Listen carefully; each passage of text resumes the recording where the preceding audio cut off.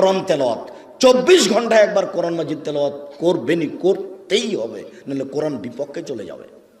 বেশি না পড়লো কি বলেছি সূরা ইখলাস 3 বার পড়েন, একবার কোরআন মাজিদ পড়ার সমান নাকি হবে। কেন পড়েননি আজকে বলেন তো যে আমি পড়েছি? বলেন, এই ছেলে তুমি লাভ দিয়ে বলো যে আমি পড়েছি। একটু হিসাব হয় না কেন? কেন পড়তে পারেন না? কেন পড়তে পারেন না? কি আছে সমস্যা যে পড়তে পারেন না? কেন পড়বেন না? সূরা ইখলাসটা আপনি 3 বার কেন পড়বেন না? নিজেকে মানুষ মনে করেন না? নিজেকে গরু ছাগল মনে করেন? বুঝেও বুঝে না ওরা চক্ষু, বুঝেও বুঝে না ওরা অন্তর আছে বুঝে না, দেখেও দেখে না ওরা চক্ষু আছে দেখে না, শোনেও শোনে না ওরা কান আছে শোনে না।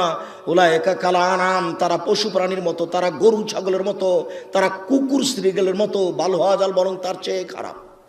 নিজেকে গরু ছাগল মনে করেন, পশু প্রাণী মনে করেন। কেন আপনি পড়েননি কোরআন মাজিদ? আজকে অন্তত সূরা ইখলাসটা কেন পড়েননি?